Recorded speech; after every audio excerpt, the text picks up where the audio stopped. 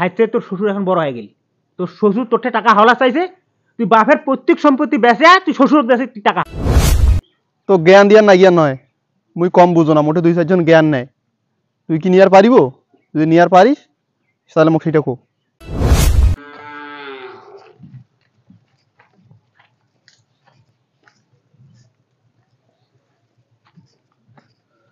বন্ধু তোরে খুঁজতে খুঁজতে হয়রান হয়ে গেলাম। আরে ইমন, কি করতেছিস রে এখানে? আরে যেগুলো ডিগিট ফালা করে মাছগুলো চুরি হয়ে যাচ্ছে। কি ব্যাপার, সাজা পাড়া করে কই যাচ্ছিস? আরে গ্রাম আর ভালো না লাগে, শহরত ছোট থেকে লেখাপড়া করছি, তাহলে বিশ্রী লাগে, তো তো আসারে 2 দিন হইল। ভালো না লাগে, চল যাম আজকে, চল যাম ঢাকা আরো। তো কি সমস্যা কর, কি মনে করি আসিল? আর মোর 3 বিঘা জমি আছে না, ওইলা বেচাম। আরে তোর বাপের জমি জায়গাগুলো বিক্রি করবো? এত কষ্ট করে জমি জায়গাগুলো করলে এগুলো তুই বিক্রি করে দিব? তো জ্ঞান দিয়ার না গিয়ার নয়, মুই কম বুঝো না, মোটে 2-4 জন জ্ঞান নেয়। তুই কি নিয়ার পারিব? যদি নিয়ার পারিস তাহলে মোক সেটা কো। হ্যাঁ, তোর বাপের সম্পত্তি তুই বিক্রি করবো না কি করবো ওটা তো তোর বিষয়। আচ্ছা, মুহে জমি জায়গাগুলো নিন। তো সামনের সপ্তাহে আমি আরো আসিম। শুন, 1 সপ্তাহ নয় বুঝছিস, 10 দিন সময় দে। এই 10 দিনে 2টা হাট আসিবে। মুই মোর গরুগুলো আছে ওগুলো বিক্রি করি, তারপরে তো জানাম। আচ্ছা দা, তাহলে মুই 10 দিন পর, আজই মনে করি 7 তারিখ, হ্যাঁ সামনের 17 তারিখে মুই আসিম। আসিয়া হচ্ছে হিসাব নিকাশ করি চল যাম। তো থাকিস, আচ্ছা, ঠিক আছে। মোর সময় নেই, গাড়ির সময় আছে।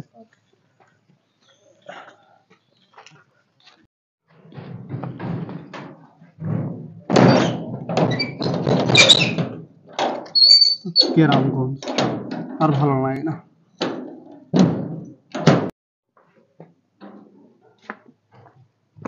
থাকিস, মুই চলি গেলু। চলে গেল মানে করে যাবো? মোক ভালো না এর গ্রাম, মুই ঢাকা চল যাম আরো। তোর আসিয়ারে তো 2 দিন হইল, আসলু কেন আর যাসিদ কেন আমি তো কিছু বুঝলু না। মোক গ্রাম ভালো না লাগে, গ্রামের মানুষ ভালো না হয়, বিভিন্ন ধরনের আলাপ আলোচনা করে, মোক ওইসব কিছু ভালো লাগে না। তো আসলো কেন তা তুই ঢাকাতে? অনেকদিন পর আসিনু, মন চাইলে এই জন্য গ্রামটা অনেক ঘুরিয়ে আসিনু। তো ঘুরিয়ে আসিয়া যা দেখাছ দুনিয়ার আলাপ আলোচনা হোটেলত, মগিলা ভালো না লাগে। ও আর একটা বিষয়, তুই তো বাম্মা মরি যাওয়ার মেলা দিন হসে, জমি জায়গা মুই ভাগ পাম, তোর কোনো খোঁজ খবর নাই, তুই হিসাব নিকাশও না দিস। মুই কালি রাইতর নিজে হিসাব নিকাশ করছি, মুই 3 বিঘা জমি পাম। মুই 1 সপ্তাহ পর আরো আইসেছো ঢাকা থেকে, তুই কাগজপাতি রেডি করিস। মানে বড় হয়ে গেছি নয়? আরে বাবা মারা যাওয়ার পর থেকে তোর পড়ালেখা খরচ তো মুই দিছু। মানে আজকে তুই বড় হয়ে গেছিস, চাকরি বাকরি করছিস, এলা তোর চোখ খুলে গেছিস। মানে তুই আসছিল বাপের জমির ভাগ নিয়ে।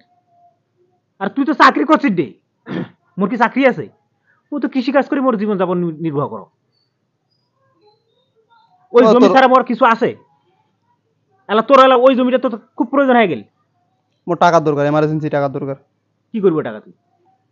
মোর শ্বশুর ওই ঢাকাত ফ্লাইট কিনিবে একটা, টাকা চাইছে মোটে 30 লাখ টাকা নাগিবে। এই জন্য মুই হিসাব করে দেখেছি, মুই 3 বিঘা জমি পাম।